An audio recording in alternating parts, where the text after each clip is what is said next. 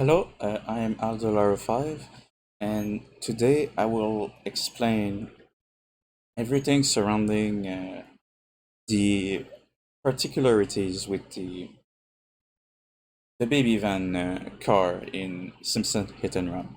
Because in the speedrunning communities, it was a mystery for years, and it wasn't solved until a few days ago, as of this recording. Uh, There's a mission in the game, level 5 mission 3, where you have to ram into a van and collect 10 diapers after you hit the van. The problem is this van seems to have a 50-50 chance to not drive correctly, like it will steer and it will steer too much. It wouldn't be a normal steering, while you could get a perfectly normal steering. It seemed very random. And thanks to a lot of reverse engineering effort by me, about, I'd say, 2-3 weeks of effort. And later on, Lucas from Donut Team helped to find the rest of this this bug. And so we now have a much better idea of what's going on. So what I'll do is I'll explain everything we found. Why is it so sporadic? What can we do in a speedrun to help with this? And spoiler alert, there's not much we can do, unfortunately. And also this has been an unsolved mystery for years. Because as you're about to see, and as I'm about to explain, this is a very, very interesting glitch, bug, I should say, because it involves very tiny mistakes that the development team made that make this possible. It's not just one problem. There's like two in particular that made this happen. So first of all, just to quickly explain the program you're seeing right now, this is Ghidra. This is a program that I use to analyze the code of the game and to reverse engineer it. And on the left, you see the assembly, and on the right, you see what the decompilers try to decompile this. So it does its best that it can. Sometimes it's not the best, but it's okay. For what I'm going to show you, it's good enough. And the function we are in now is called, it's a constructor. So its job is to initialize as memory with an object that's called an articulated physics object. What is that? It represents an object in the physics engine.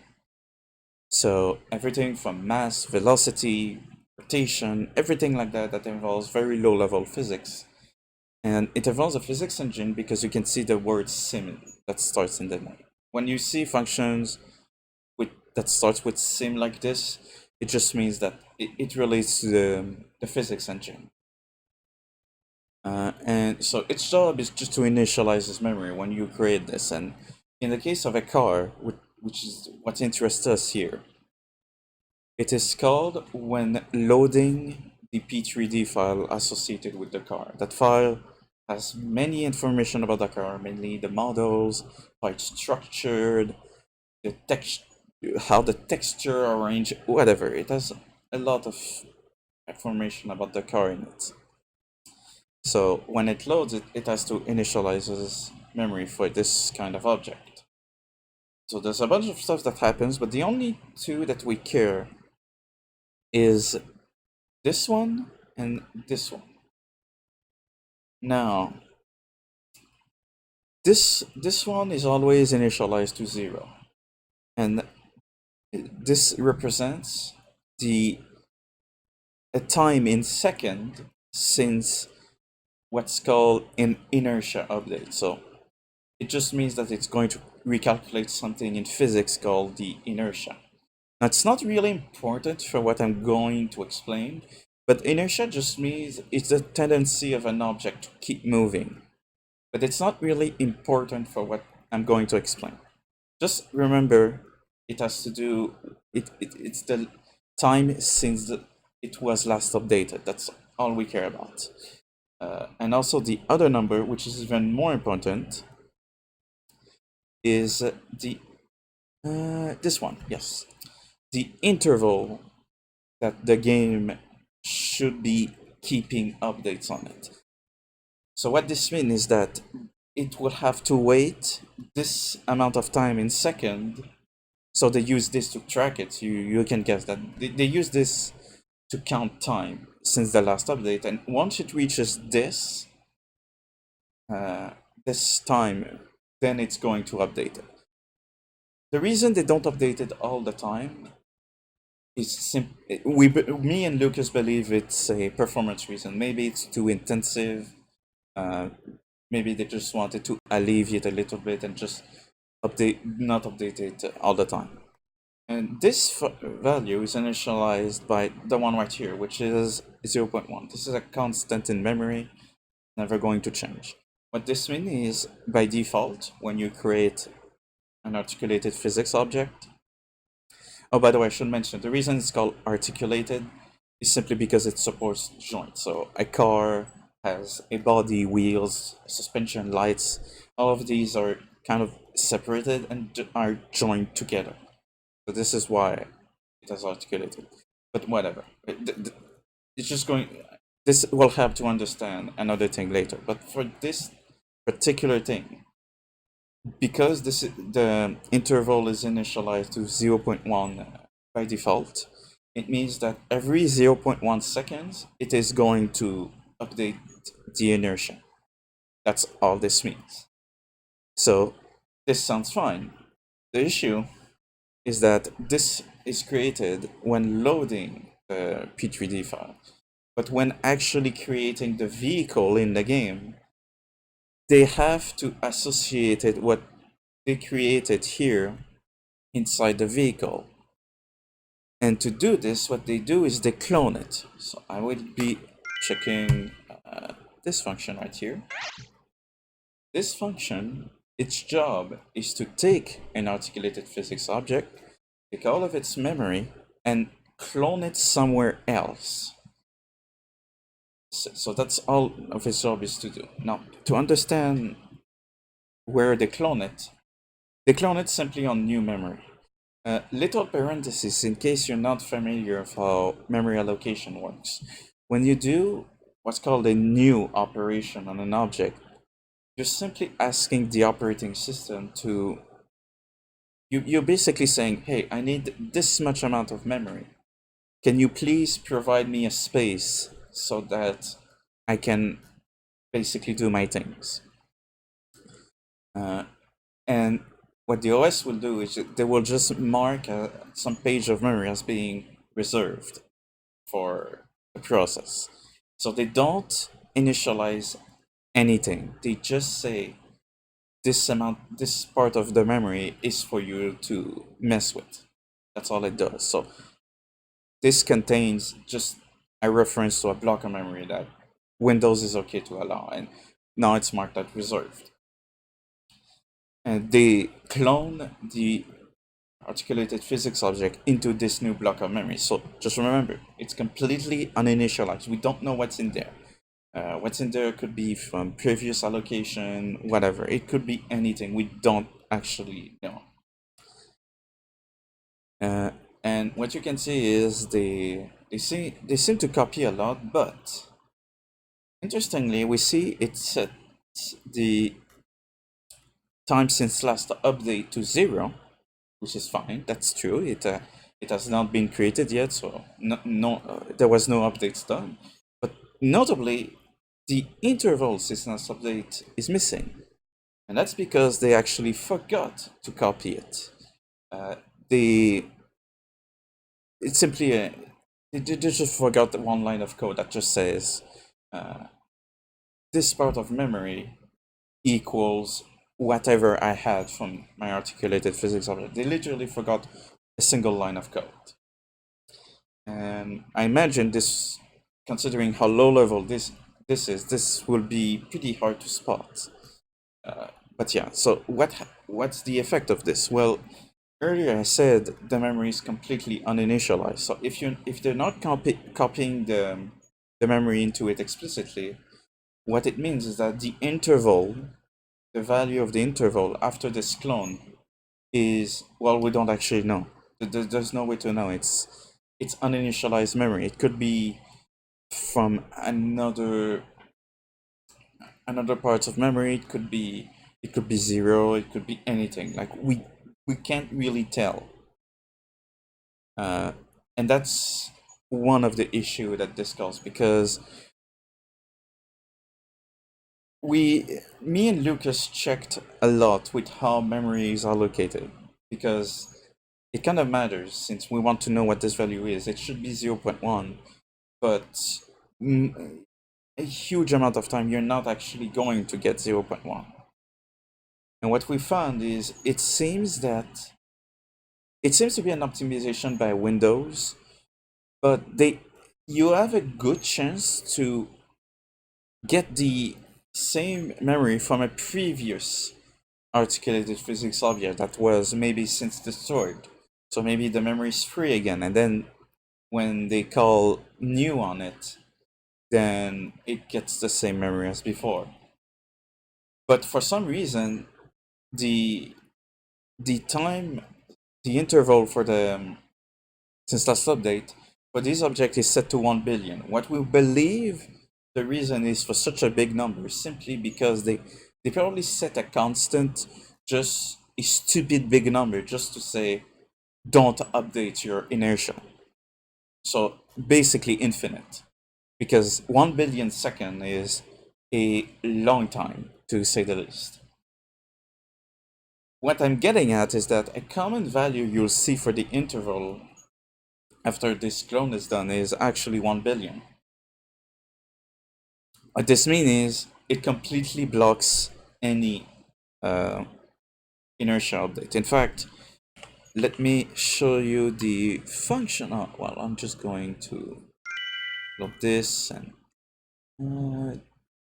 this one. So this one is called every time the physics object is updated. So basically, each frame or more, I'm not sure, but whatever. And this code right here, after this if condition, if it passes, so if it runs this entire code, that means it's going to update it. And the important part is this one here, which should make sense if you're reading it. It just says if the interval is smaller than the last time I updated, then update my inertia. That's all it's saying. So you can imagine that if this number is stupidly big, so 1 billion in this case, it will take a very long time for this to get bigger than 1 billion, because it's counting naturally. So it completely blocks any inertia updates. Now, this is, as funny as it is, this is actually one issue. It's not completely caused by this, because I'll show another bug that, combined with what I just explained, makes everything happen.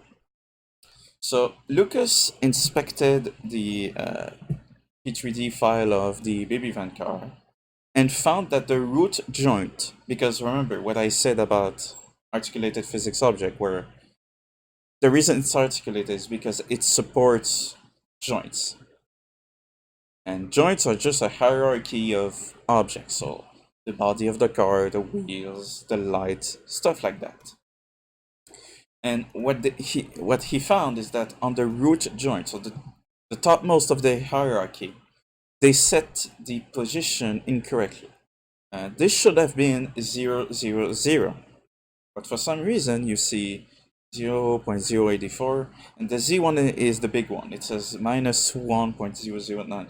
This one, this error, which they probably just did it by mistake when they edited the model, is causing issues with what's called the center of mass.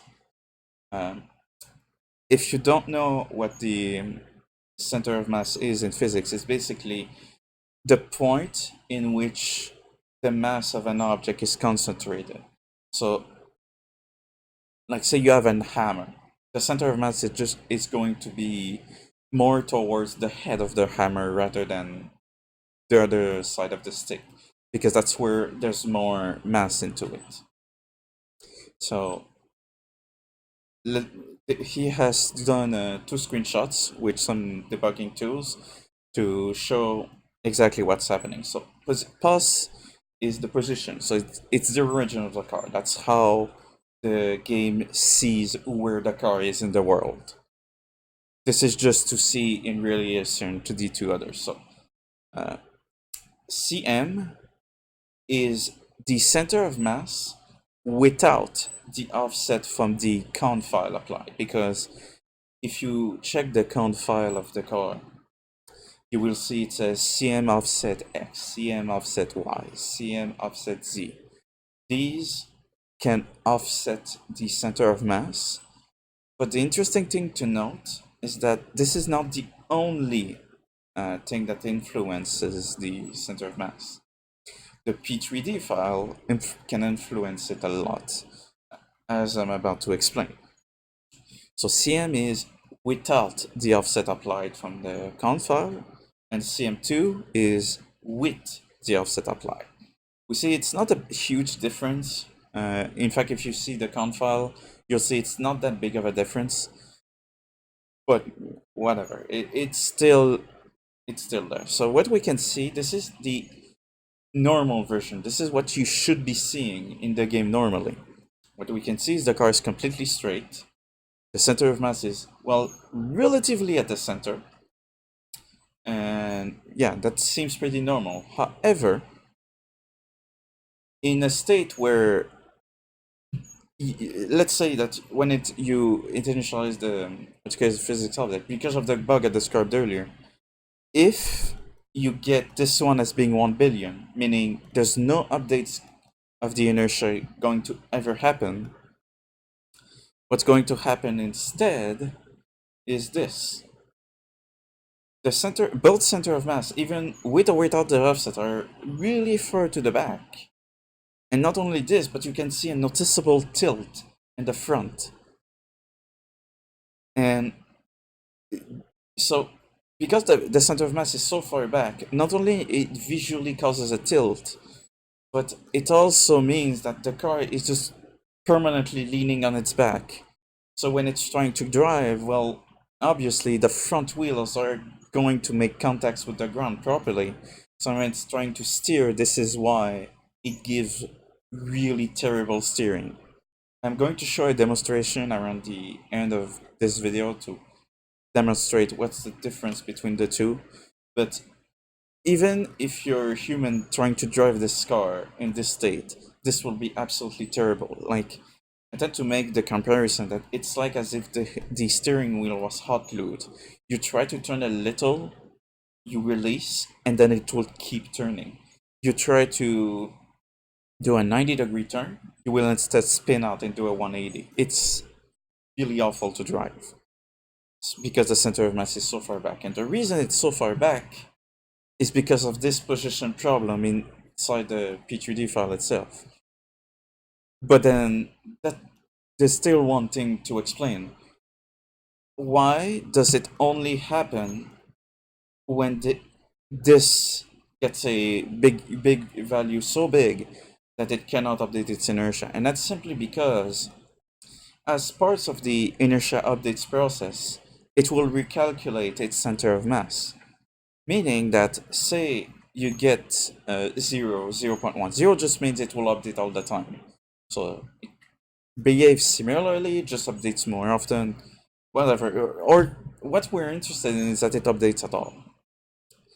The interesting thing is when you get a value that's small enough so that it will update its inertia, well, it will kind of undo this bug because it's going to recalculate the center of mass and then put it at the correct position, which is here.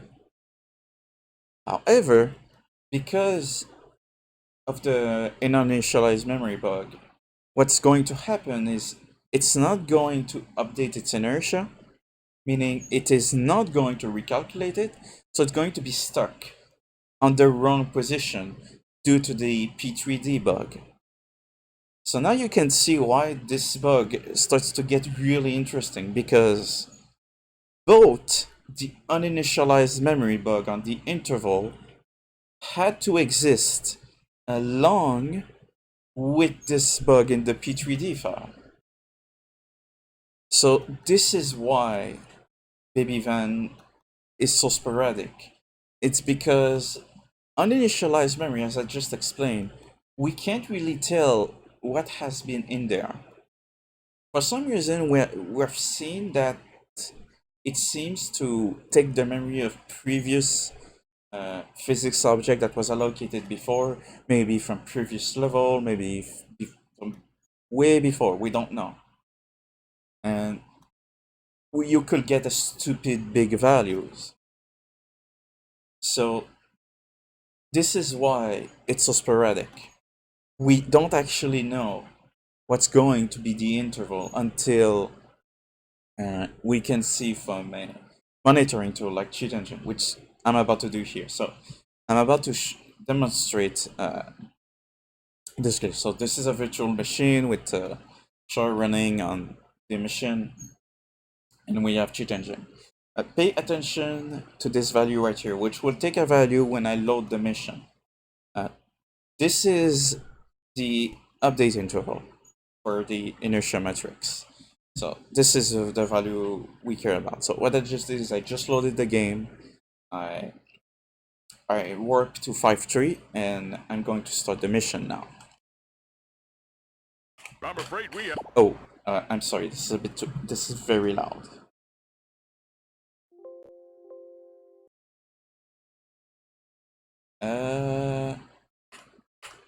One sec. The sounds should be back soon. There we go. Oh god, this is loud. Okay, you know what? I think I'm going to... There we go. 300 horses of convenient power. Okay. So now I'm just going to... Man, my VM is a bit weird with sound. I'm sorry. But we're not really interested with sound. Okay, so pay attention when I'm going to load the mission, what the value is going to be highlighted in blue on the right. Possibly get a ride. There we go. So we see it is 0. 0 just means it will update the inertia matrix all the time. Kind of undoing what they wanted to do for performance reason to not update it all the time.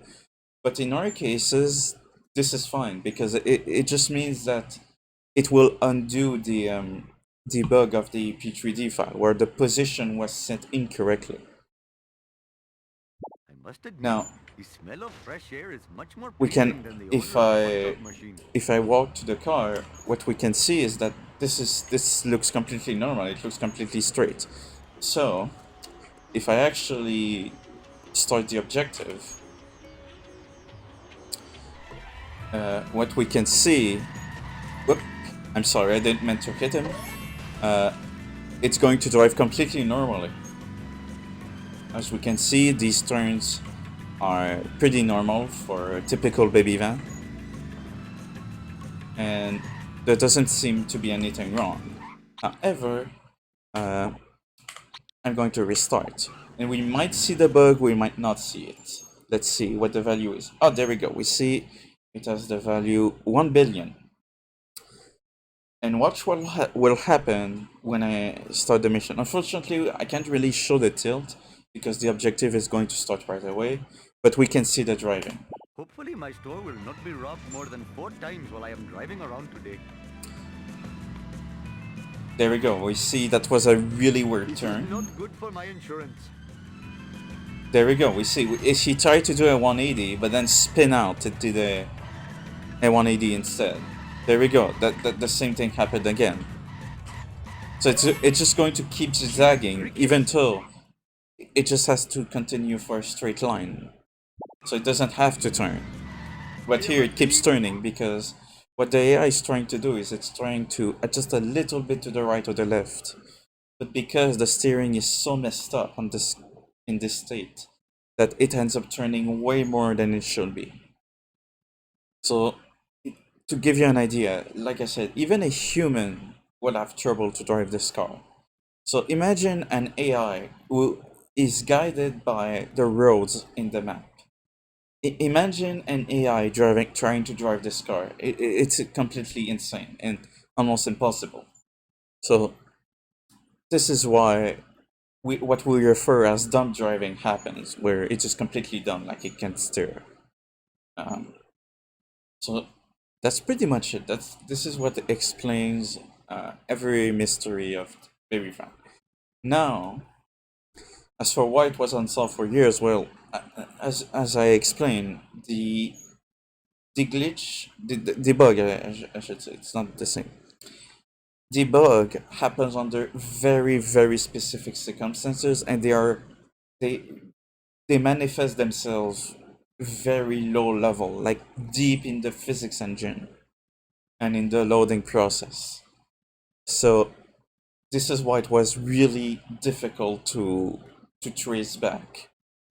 Um, but I'm glad we finally were able to do it. Now, unfortunately, as far as what we can do to manipulate this now that we're aware of what it does, unfortunately, there's not much we can do because, as I said earlier, it has to do with memory allocation, and we kind of looked into it, me and Lucas, how Windows allocates memory, and as expected, it's complex. It's extremely complex. In fact, it's so complex. There's even a an RNG factor to it. That sounds weird, but the reason they do this is for security purposes. Like they randomize the layout of their RAM, so that you can prevent stuff like buffer overflow and stuff like that. Uh, so it's extremely complicated. So the value of this interval when you start the mission is we don't know. There's no way to know. Uh, there is, however, one thing that seemed to be consistent, but unfortunately it's very slow for speedrun, and that's, well, I'll cancel the mission. I will level warp to whatever level, let's say level 4. And then I will warp back to this mission, and I will start it again only once. And what we found is that the probability is much higher than it's going to be 0, meaning it's going to drive normally. Uh, like like I said, we can't necessarily guarantee it because of the nature of this bug. But what we can do is find that the probability is much higher because what seemed to happen The fresh air is somewhat confusing. is when you're loading a level, it has to destroy a lot of object, and when you're loading in, it has to construct new one. Meaning, going to be a lot of zero in the memory. They're all going to be initialized. So there's a high chance that the new memory it takes to allocate the physics object will have a bunch of zero in the first place. So that means the interval is likely going to be 0. And so far, every instances where I tried this, I always got 0. I'm going to lower the sound a bit further because I realize it's a bit loud on my end. And like I said, we don't need the sound. Okay. Here. If you give me a ride, I will pay you $1 million in the Pay attention to the value. There we go. It's 0 again. And and like I said, we tried this a bunch of times, and it seemed to be really consistent that we always get 0. That was a level warp, but you could do a main menu warp. It will do the same thing. Unfortunately, this is very slow. It's much slower than just trying and hope you get the driving you want. So, unfortunately, that's not going to be much useful in speedrun, but it does exist. There is a way to, I guess, pseudo manip this baby event, because like I said, you're not going to ever guarantee the value due to how memory allocation works. So yeah, that's pretty much everything surrounding Baby Van. One more thing before I um, I end this. You might be wondering, is there any other car that has this P3D bug? And there is actually. Lucas filtered every one that has the position differently, and you can see the C non-up is Baby Van, and we can see the Z is particularly bad compared to everything else. You see, like for example, Halo.p3d. This one does not have much deviation, so you're going to experience the bug, but there's not going to be much effects in gaming. Same for this one, it's not that big of a deal. One I will point out is this one, the tractor, otherwise known as Willy V.p3d. This one, Lucas, when he tried it, reported much less steering. So it seemed that one is noticeably bugged as well. But what you can clearly see is the Baby Van is by far the worst of all of them. So this is why this bug specifically applied to Baby Van and maybe to the tractor, but to a lesser extent. So yeah, this is everything surrounding the very interesting mystery of Baby Van. That was really fun to research. I'm pretty glad I was able to go through with it. It was exhausting. I was getting very desperate, but I finally was able to do something with it. So, with that said, that's all I have. Thank you for watching.